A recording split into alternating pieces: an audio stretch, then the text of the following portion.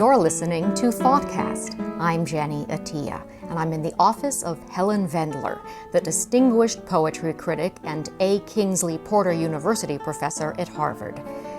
Helen, you've just published a new book on Emily Dickinson, which contains 150 of her poems, accompanied by your commentary. Would you agree that, despite all of the scholarly attention that Dickinson has received of late, she is and remains an enigma?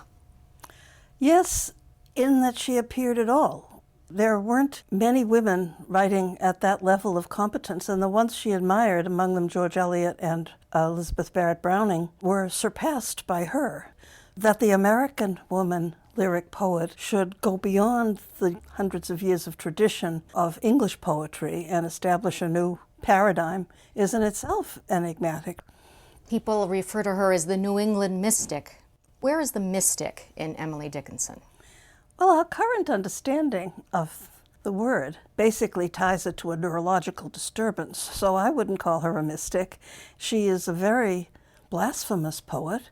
She was brought up, presumably, as a Christian. The family had prayers every morning, and she refused to accept Jesus as her savior. So mystics are usually found or are described to be in religious contexts, and she was not in a religious context. So that wouldn't be the word I would like to apply to her. And yet it's such a famous term for her.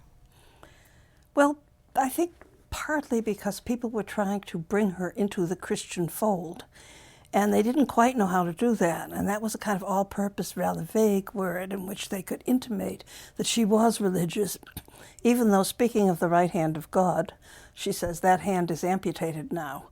You can hardly be more non-mystical than that. But it's interesting because there's been a desire in a way to tamp her down. Yes. She scares people. Yes, I think probably most intellectuals scare most non-intellectuals anyway, because they tend to be thinking outside the box, as we say these days.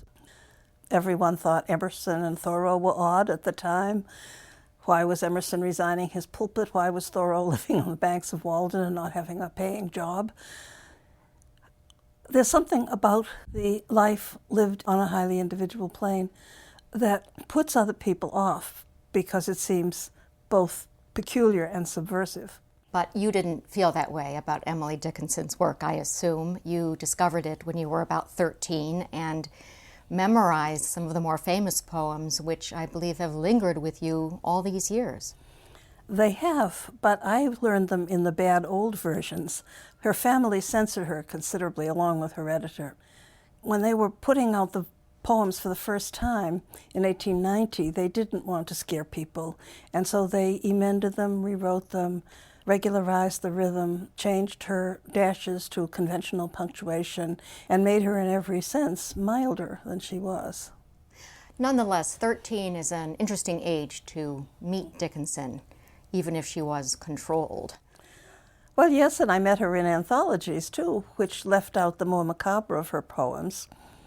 She has a wonderful poem that I didn't know at the time, for instance, at all, where she talks about her life having, in effect, come to an end when her summer goes away and she has to live as the bride of winter instead of as the bride of summer. And it ends up with winter to abide. Then she addresses winter directly. Go manacle your icicle to your tropic bride. Just rhyming manacle and icicle and imagining winter coming along and manacling his icicle to his tropic bride is a scary way to end a poem. I mean, that's where the poem ends. So it was certainly not the real Dickinson I came across. It was the denatured Dickinson of I like to see it lap the miles, or I never saw a moor, I never saw the sea. Those were the conventional poems that were offered to a general public. Helen Vendler, when I asked you to choose a poem to discuss that's haunted you, that you think is important and meaningful, you chose the poem titled, I Cannot Live With You.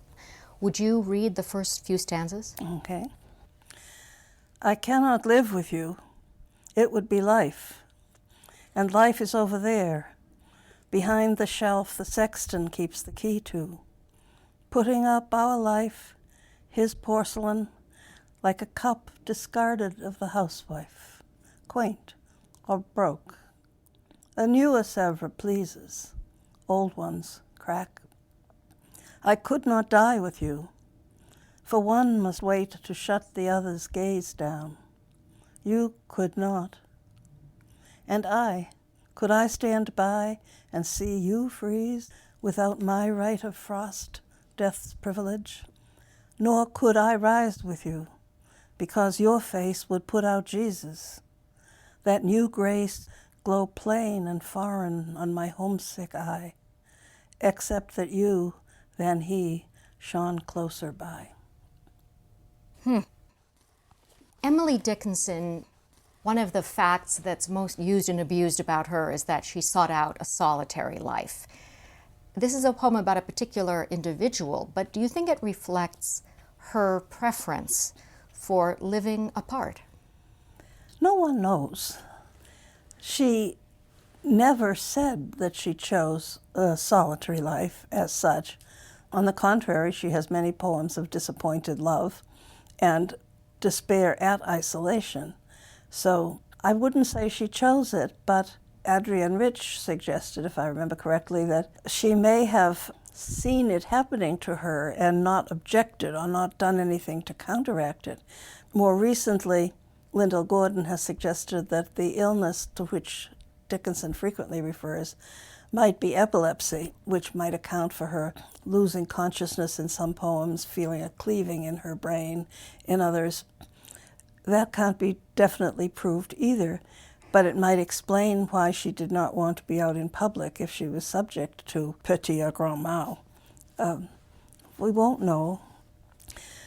She was lucky, I think, as Adrienne Rich also said, in that by staying in the house, she was exempt from all the usual duties of single women, sitting by the bedsides of the dying, taking care of the children of others, doing general good works in the community, so no one could get at her, you might say, while she remained in her father's house. And they gave her the privacy she needed.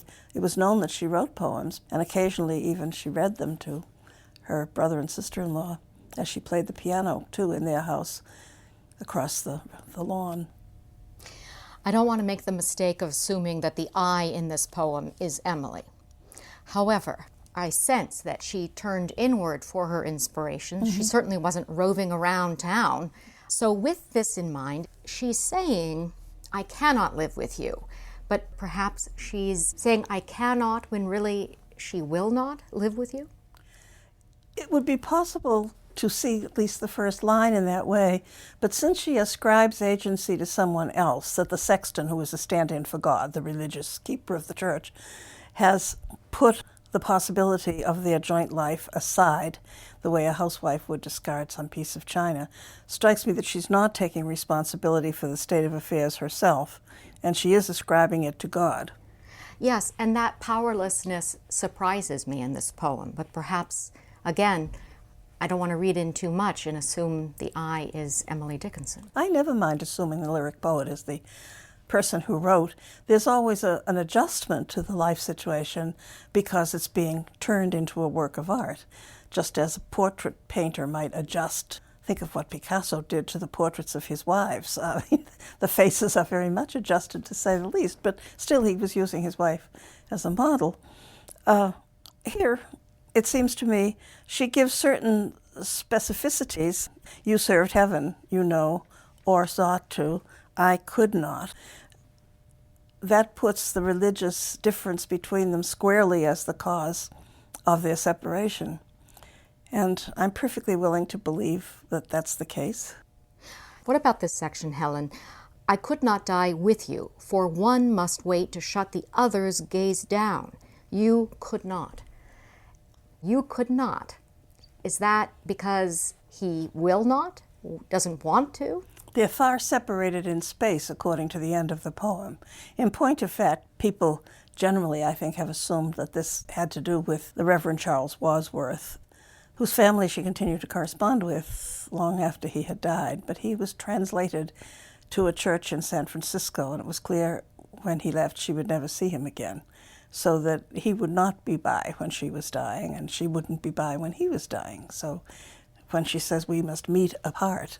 That's a permanent condition, clearly, since she talks about despair at the end, too, so no hope of ever seeing the person again. Let's finish the rest of the poem. All right, we go into another set of alternatives. After I can't live with you, I couldn't die with you, and I couldn't rise with you. She imagines themselves in heaven, and she would rather have his face than Jesus' face. Unless his face was there to put out Jesus, she wouldn't be happy. Then she envisages them facing the last judgment. They'd judge us. How? For you served heaven, you know, or sought to. I could not, because you saturated sight, and I had no more eyes for sordid excellence as paradise. And were you lost, I would be, though my name rang loudest on the heavenly fame. And were you saved, and I condemned to be where you were not, that self were hell to me. So we must meet apart, you there, I here, with just the door ajar that oceans are, and prayer, and that white sustenance to spare. You write in your commentary this is a poem of torture. Mm-hmm. She chooses, or is forced to choose, despair, and he relies upon prayer. Yes. But she doesn't reject him for this difference. She accepts it. Yes. She would be glad to overlook the fact that he served heaven, but he can't overlook the fact that she could not bring herself to be a religious person. So that, yes, she doesn't criticize him for praying at all. He also happened to be married. That's true, that's true. But poems are, of course, enacted in wish fulfillment more than anything else. You write in the commentary also about her use of the word sordid. Mm-hmm. I had no more eyes for sordid excellence as paradise, and you're referring to her blasphemous habits in that commentary. What is she doing with that word?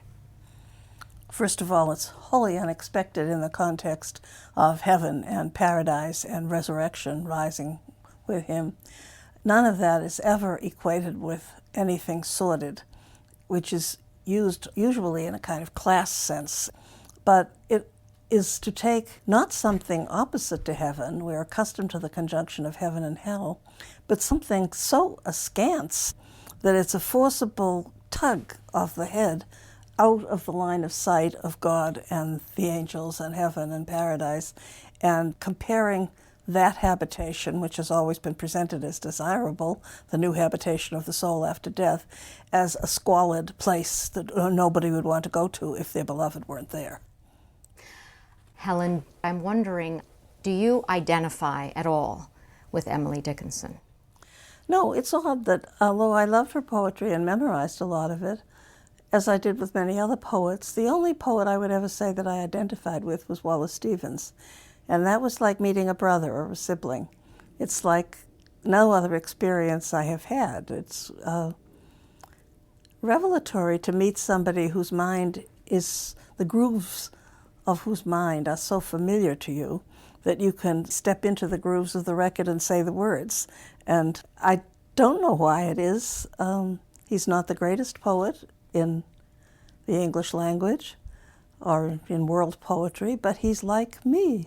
And all I can say is that once when I was talking to Robert Lowell, he was expressing some disagreement that I didn't like Stevens' poem Esthétique du Mal as much as he did. And I said, well, no, it wasn't one of my favorites. And I said, why do you like it the best? And he said, because it's the most like me. And so he was finding the part of Stevens that went most in his direction, but it was a very Baudelairean poem, which is not so characteristic of Stevens. But it's that sort of feeling. You're always saying, is this person like me or not? And she is not like me because she has a more mathematical, geometrical, and precise mind than I have, as the logic of this poem shows. But that's what you studied early on.